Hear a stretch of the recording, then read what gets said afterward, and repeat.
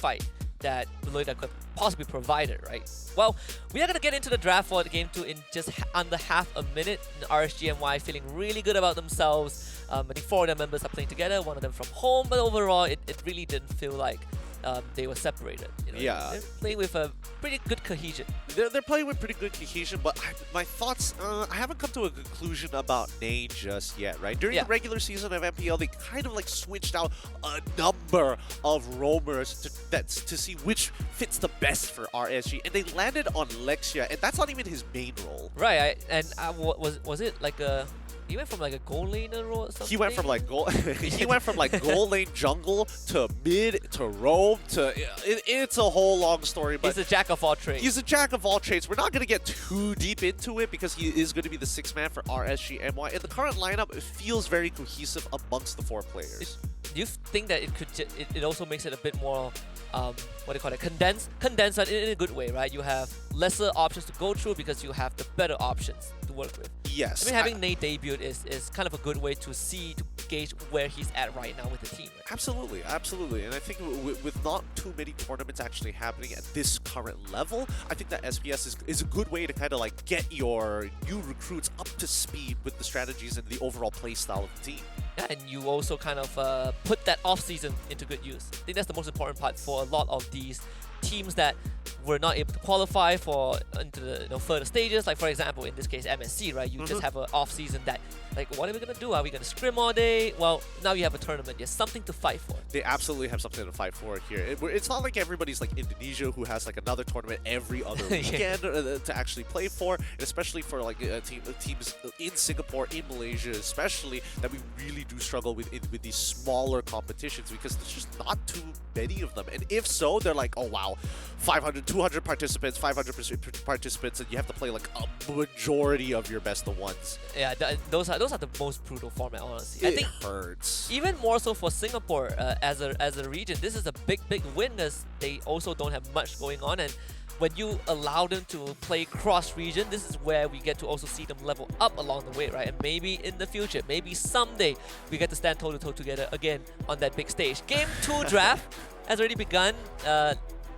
I know, I come from the region of MY, but we were once together. Okay? We were once together. There used to be only one RSG.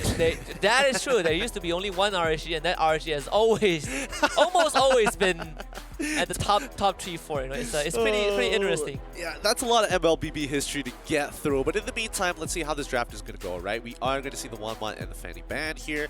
Definitely got to give respect to 1-1 players, especially efficient 1-1 players, and as well as one-trick Fanny players. Nobody likes dealing with them. Yeah, nobody likes Fanny players in general. I would argue I would take Saber players over Fanny players, but that's just me talking, okay? I feel like people who pick up Saber, people who play Saber on the enemy team have like a personal vendetta against one guy.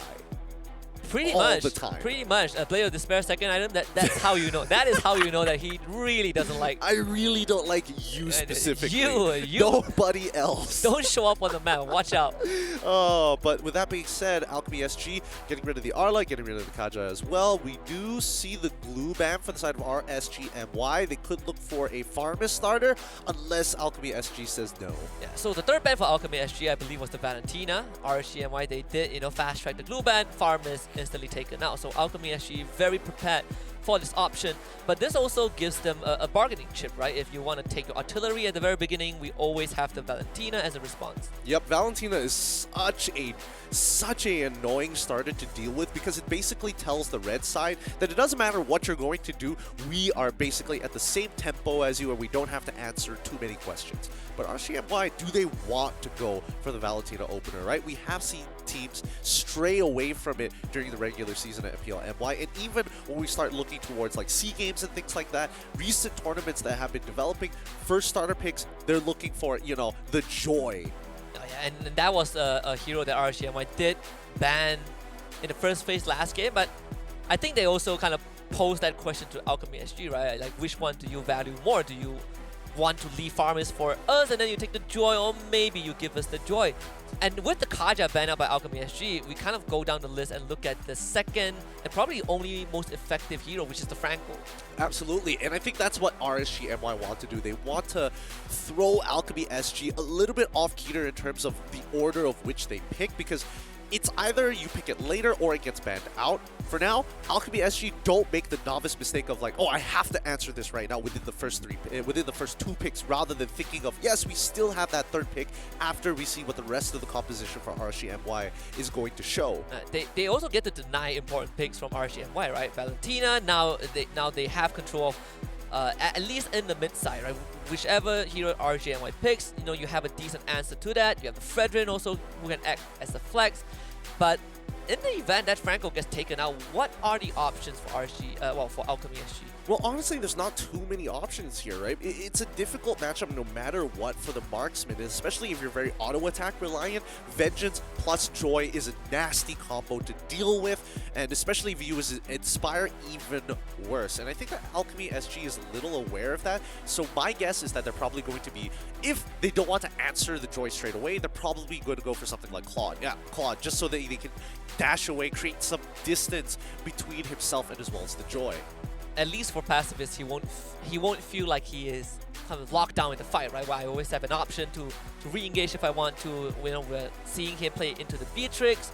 Eve again picked up by RSGMY. Izanami had a fantastic game in game 1, 6 and 2 in that mid lane. Yeah, hopefully it's not a repeat of game number 1 here. We see that Alchemy SG is the one banning out the Franco for God knows what reason at this point. I guess so that Claude... I mean, but they're on red side, so they do get first pick in the second phase, right? So, I don't know. I can see the logic of Alchemy SG if they give Franco over for some reason to RSGMY, Claude gets locked out. I mean, even if it goes through, I think RSGMY have more options they can consider, right? Does this feel like another case of just Alchemy SG overcompensating, just like the Estes ban where they're reading too deep into the line? I feel maybe to a certain degree, or it could be just lack of foresight from the side of Alchemy SG, right? Because at this point, for RSGMY, I think it's pretty straightforward in terms of what they need to start doing. Like RSGMY, when they look at Alchemy SG, it's clear they have nobody who can truly engage, right? And you want to say that yes, Fredrin is going to be the big engager for the team. It could go if it goes into the EXP, it makes sense. If it goes into the jungle, when there's neutral objectives, generally you don't want your jungler to be the first person making contact. Yeah, we see the Kufra ban by RSGMY, you know, Lancelot by Alchemy SG. You still have other Link that can be an option if RSGMY wants to go for it. I do feel like there's not much waste for Alchemy SG at this point of time to do with it, especially when the Franco is out. Maybe they go back for the Cho, but then again, we are looking at the same layer of problems, right? You just don't have those big team fights. I think... what else could they go for here that could really change the game? I think definitely a Lolita pick is in demand right now, since the Beatrix has already been shown. Oh, RSGMY got rid of it straight away. Yikes. The Grok? I'm Grok, kind of moving down the list. yeah, Grok isn't too bad here. It's not the worst, but it doesn't really change the problem that their backline, they basically need to have a self-sustaining backline, and then when you have someone like Grok, you're trying to open up the map, and more importantly, you're looking for specifically only Beatrix, but that's a very niche situation, right? And I feel like Alchemy SG is a little bit more flexible with the Cho. Yeah, I think they're also more comfortable with the Cho, right? Danny did make some amazing plays, you know, that early to mid game, so you know, give him his hero. But they also, you know, pull out the same scenario as RSGMY in game 1. Leave this Fredrin as kind of the unknown factor. There's still an option to flex this Fredrin because they have that last pick. Yeah, but even if they do put Fredrin, for example, in towards the EXP lane, I think they're trying to bait something out of RSGMY, right?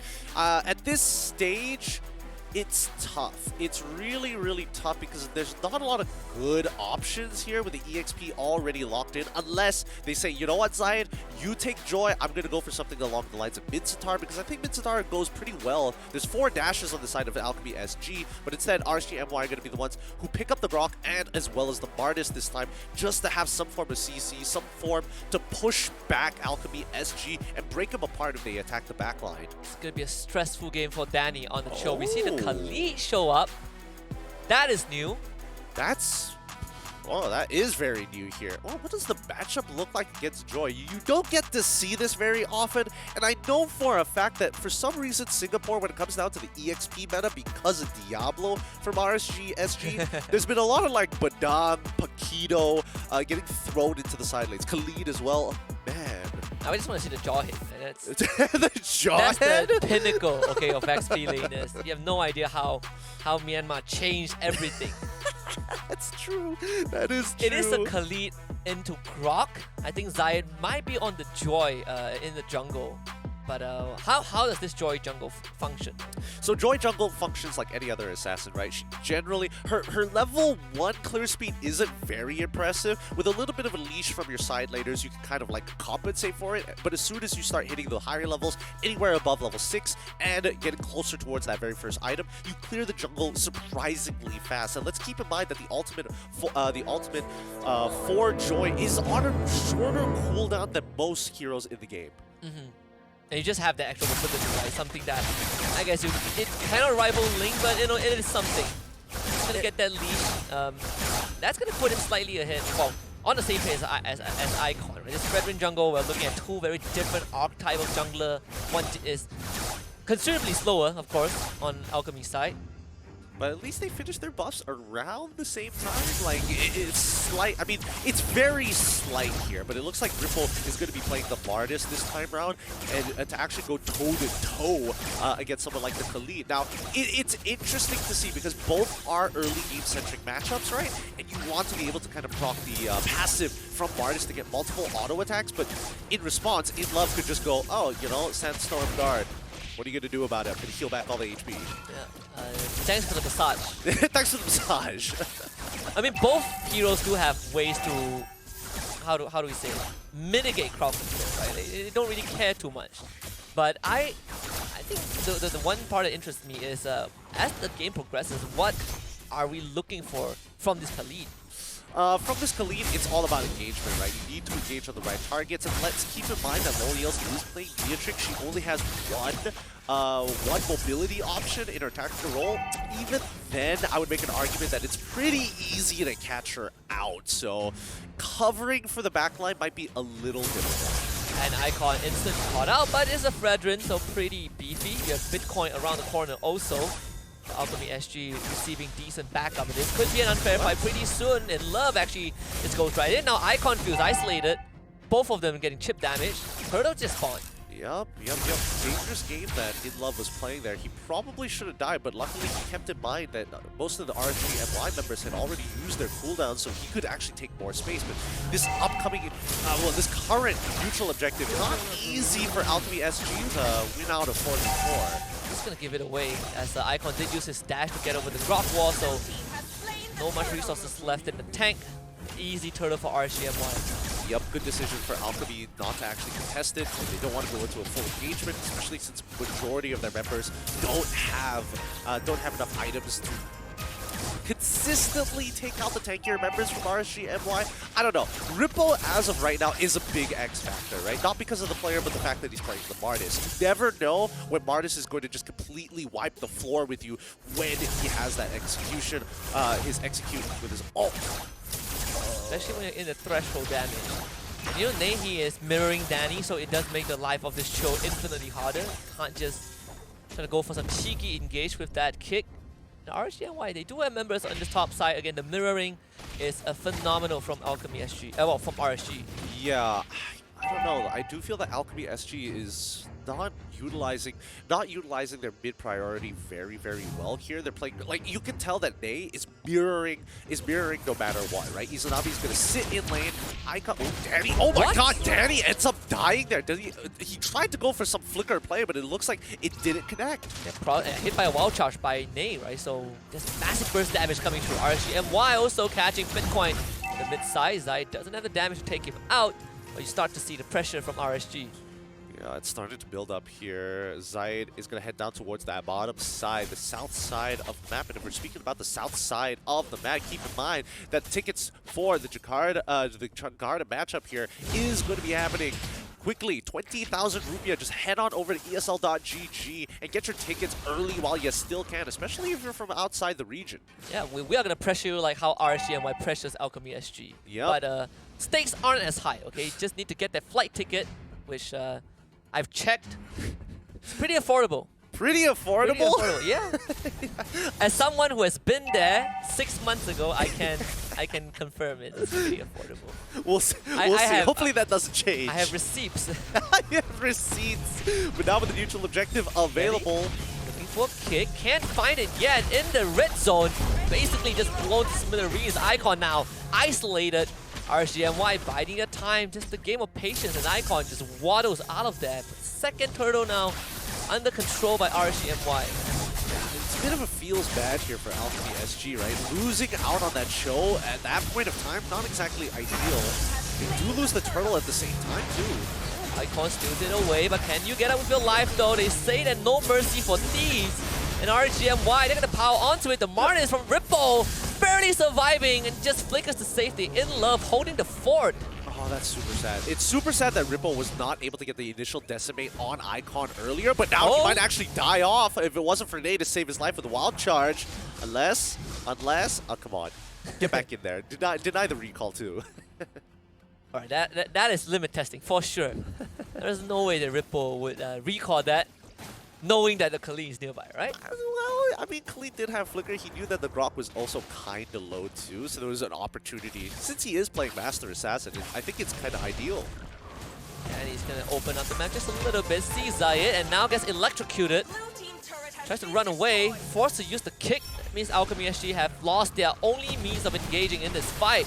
Pacifist dealing as much damage as he can. Blazing Duet, Unleash as well. Izanami just tanks it up, all of it.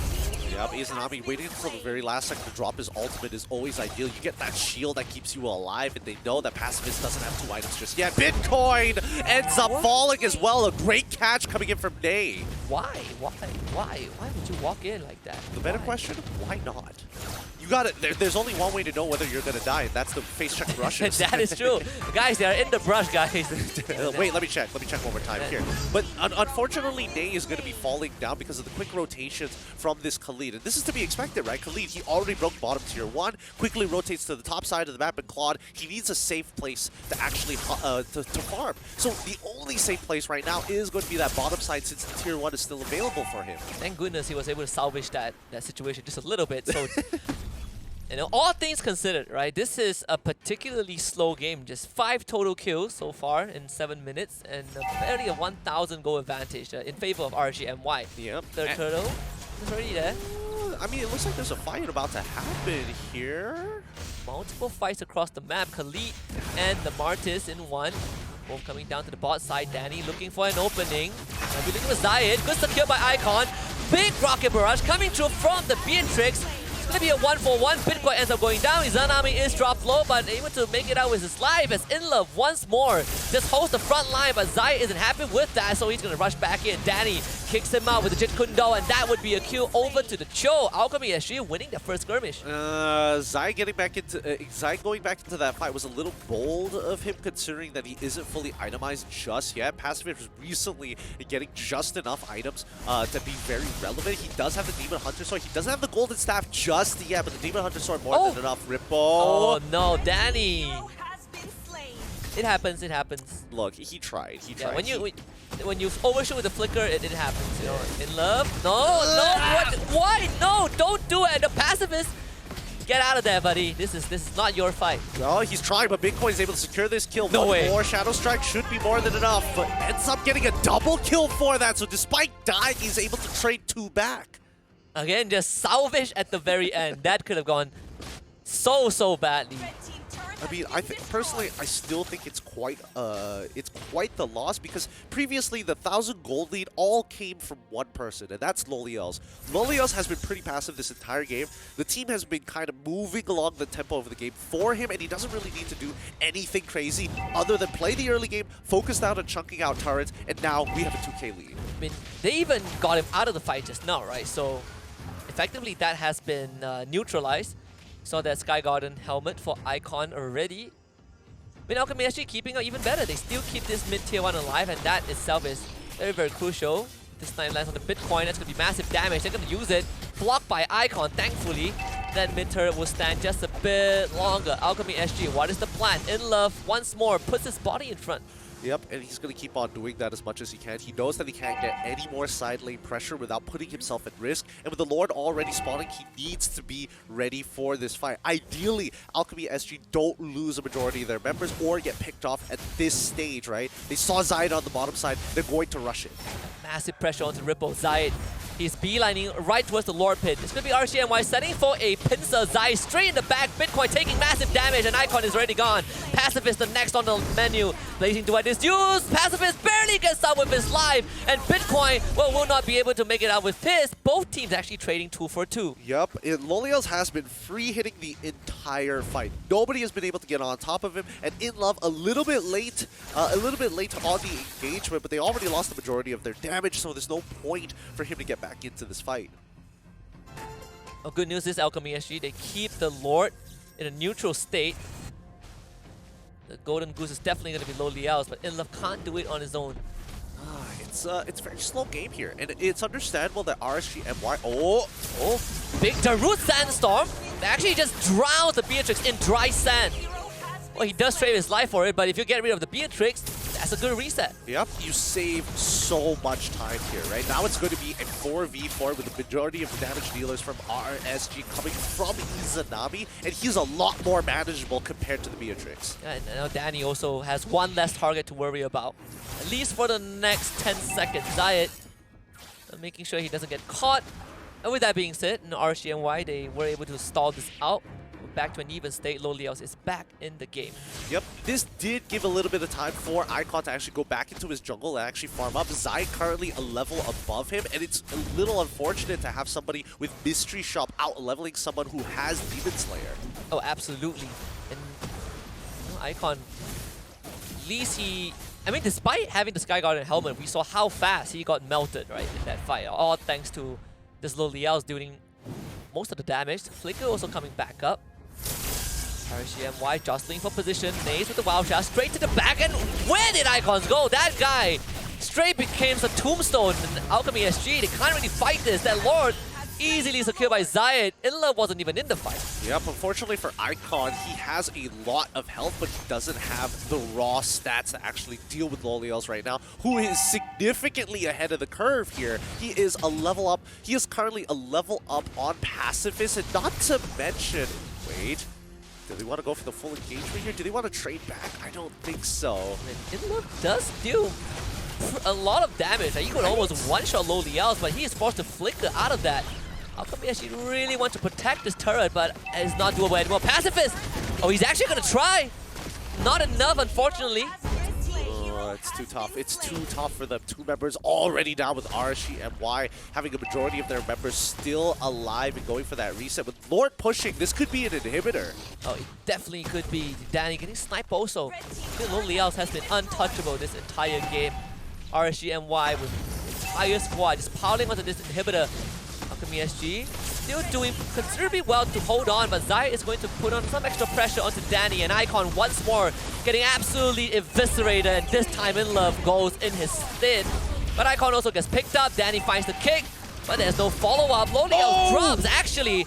Alchemy SG gets rid of the core, but they lost 2 inhibitors, and they only have 2 members to defend against RSGNY, and that is just not enough. Izanami completely just vaporizes Alchemy SG, and this crystal will go down. RSGNY starting off the Swiss stage with a win. Yep, this is a great win. 2-0. Ripple, the man who likes the taunt, still has it.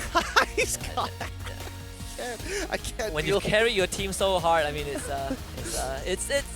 acceptable. You know? No, he's just like old man things, you know? It's like, please, have faster fingers at some point. I beat you with my old man reaction. Yeah, I beat you with my old man reactions here. But this is Rippo. He likes the taunt. This is something that he's going to do, so get used to it. He does this very often, and I'm pretty sure chat's going to love it or hate it. There's nobody in between. Hey, my man came back a silver medalist from SEA Games, okay? So that's this a good point. You know, he's brimming with confidence. You know, he had a pretty decent game, and I think if you are playing against a Khalid and you see In Love do all that stun, you probably want to throw in some fighting words